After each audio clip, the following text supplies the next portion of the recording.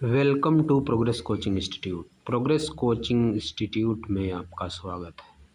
आइए शुरू करते हैं हम लोग क्लास 8th की साइंस का chapter the invisible living world beyond our naked eyes. तो प्रीवियस लेक्चर में हम लोग जहाँ तक किए थे उसी के आगे इस लेक्चर में हम लोग शुरू करते हैं। वीडियो शुरू करने से पहले मैं आपसे एक वादा करता हूँ कि अगर आप रेगुलरली 5 से 6 महीने तक फॉलो कर देते हैं तो आपकी इंग्लिश समझने की समस्या और राइटिंग की समस्या 90 से 95% तक समाप्त हो जाएगी। इसी के साथ हम लोग आइए शुरू करते हैं। प्रीवियस लेक्चर में हम लोग इसके ऊपर पढ़ चुके थे, अब हमको यहाँ से शुरू करना है। Variation in shape and structure of cell. Cell के शेप और स्ट्रक्चर में वेरिएशन, बदलाव कैसे होता है, क्या होता है सेल के शेप और स्ट्रक्चर में, उसके बारे में हम लोग पढ़ें।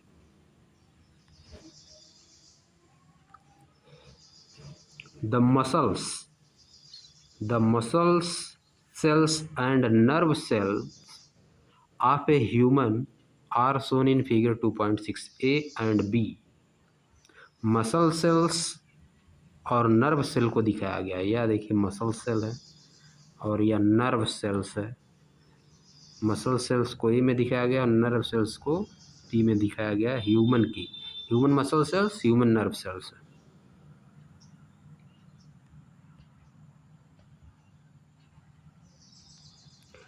What are the similarities and differences you see in them?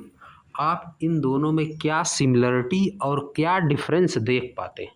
इन दोनों में आप क्या सिमिलरिटी और क्या डिफरेंस देख पाते हैं?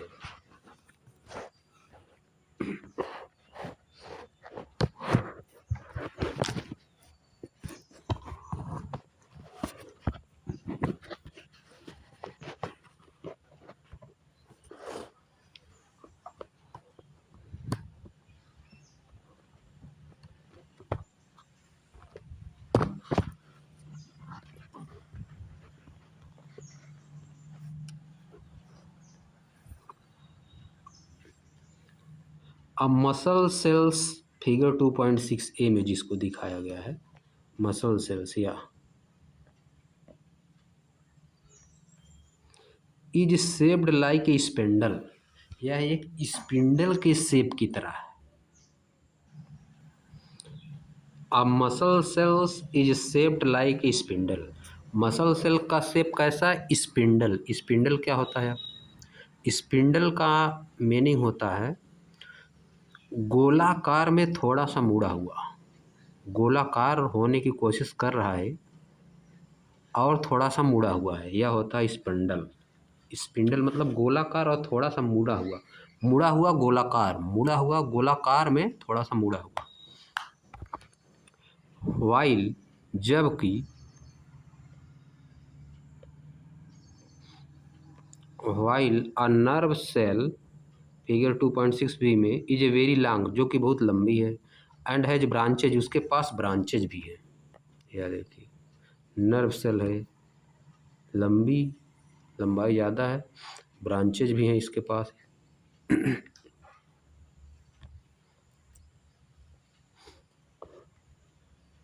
सिमिलरली इसी प्रकार some cells are round in shape, कुछ सेल जैसी होती हैं जो कि गोलाकार होती हैं।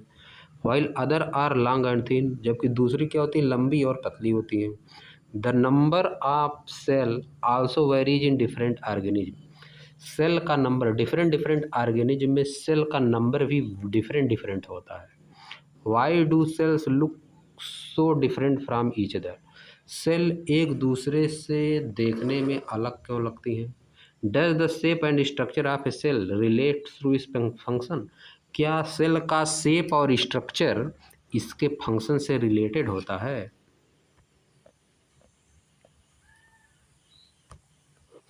The unique shape, size and structure of cells help them carry out their specific function, किसी भी सेल का यूनिक शेप, यूनिक साइज और यूनिक स्ट्रक्चर सेल को हेल्प करता है उसके द्वारा स्पेसिफिक फंक्शन को परफॉर्म करने में। But how do these cells help in performing various function in the body? लेकिन ये सेल्स बॉडी में कैसे वेरियस फंक्शंस को परफॉर्म करने में हेल्प करती हैं? Let us find out. आइए देखते हैं, समझते हैं। यू ऑब्जर्व इन एक्टिविटी 2.3, आप एक्टिविटी 2.3 में ऑब्जर्व कर चुके हैं दैट माने कि inner cheek cell are thin and flat. Cell के गाल के अंदर की जो सेल होती है वह पतली होती है और फ्लैट होती है। They form a protective lining on the inner surface of the cheek. वे चीक के अपने हमारे गाल के अंदर प्रोटेक्टिव लाइनिंग तैयार करती हैं, इनर सरफेस में प्रोटेक्टिव लाइनिंग तैयार करती हैं। Nerve cells also known as neurons. Nerve cells को न्यूरॉन भी कहते हैं। ये क्या करती हैं? Carry message in our body. वे हमारी बॉडी में मैसेज को कैरी करती हैं, मैसेज एक जगह से दूसरी तरह ले जाती हैं। The elongated shape and branch structure help them reach different part of the body and pass on message quickly. The elongated shape, उनका elongated shape और ब्रांच जैसी स्ट्रक्चर उनको हेल्प करता है कि वो बॉडी के डिफरेंट पार्ट में पहुँचे और मैसेज जल्दी से वहाँ पे पास कर दें, वहाँ पे मैसेज दे दें जल्दी। अब इलोनगेटेड का मीनिंग क्या होता है? इलोनगेटेड मतलब ज़्यादा लंबी, शेप जिसका लंबा होता है। इलोनगेटेड से मतलब लंबा शेप। अब आ जाइए, सिमिलरली इसी प्रकार से plant cell also show variation. Plant cell में भी वेरिएशन होता है, प्लांट सेल भी वेरी करती हैं, अलग अलग होती हैं। इन प्लांट्स टू, पौधों में भी, सेल्स में भी रेक्टेंगुलर, सेल्स रेक्टेंगुलर हो सकती है, इलोनगेटेड लंबी हो सकती है, ओवल हो सकती हैं, गोल के आकार की हो सकती हैं, और इवन ट्यूब लाइक, या तो ट्यूब लाइक हो सकती है। Some plant cell from long tube, some plant cell forms long tube. कुछ प्लांट सेल लंबा ट्यूब बनाती हैं। That help carry water throughout the plant, जो कि वाटर को कैरी करने में, पूरे प्लांट में वाटर को कैरी करने में हेल्प करता है। We have already studied the digestive system in grade 7। हम ग्रेड 7 में, क्लास 7 में डाइजेस्टिव सिस्टम के बारे में पढ़ चुके हैं। Different part of the digestive system,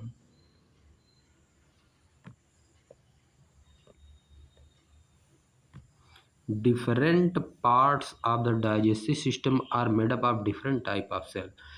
digestive system का different part different type of cell से मिलकर बना होता है। A group of muscle cells are present in the food pipe. Food की पाइप में मसल सेल्स का ग्रुप प्रेजेंट होता है। These cells contract and relax in wave like manner. ये सेल सिकुड़ती हैं और फैलती हैं वेव लाइक मैनर, वेव जैसे सिकुड़ती और फैलती, उसी तरह से ये सेल्स भी फैलती और सिकुड़ती हैं। Pushing the food down to the stomach, जिससे हमारा फूड पेट तक पहुंच पाता है, स्टमक तक पहुंच पाता है, ये धक्का देती हैं। This movement is possible because of muscle cells are thin, flexible and spindle shape.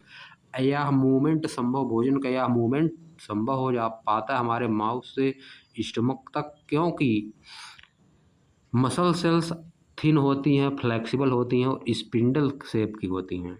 The stomach also has different type of cell. Stomach के पास भी डिफरेंट डिफरेंट तरह की सेल होती हैं परफॉर्मिंग डिफरेंट फंक्शन परफॉर्म करने के लिए। Muscle cells in the stomach wall help churn to food. Muscle cells, stomach की जो मसल सेल्स होती हैं वो फूड को चर्न करने में हम मदद करती हैं।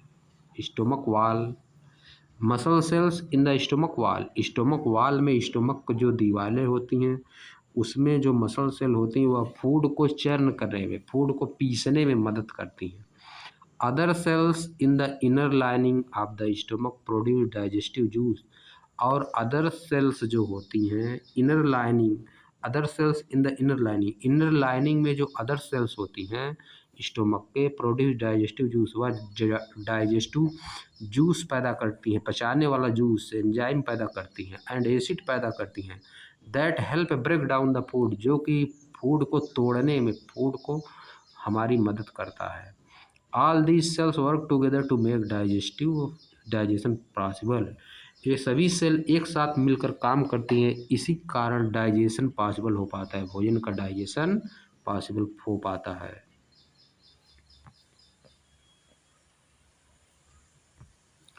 What are the level of organization in the body of living organism? क्या लेवल होता है ऑर्गेनाइजेशन का, क्या लेवल होता है एक लिविंग ऑर्गेनिज्म की बॉडी में, ऑर्गेनाइजेशन का क्या लेवल होता है, आइए इसके बारे में देखते हैं।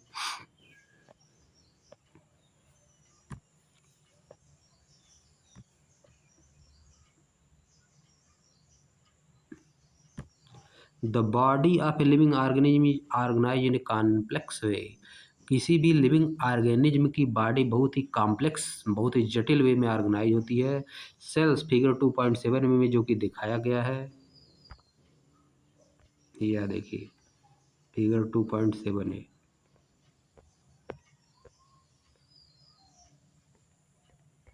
फिगर 2.7 में सेल्स दिखाया गया है। सेल्स से मिलकर टिश्यू बनता है, टिश्यू से मिलकर आर्गन बनता है, अब आर्गन से मिलकर आर्गन सिस्टम बनता है, अब आर्गन सिस्टम से मिलकर ऑर्गेनिज्म बन जाता है। इस तरह से यही अब हमको बताया जाएगा, लिख के राइट करके एनसीईआरटी में बताया जाएगा।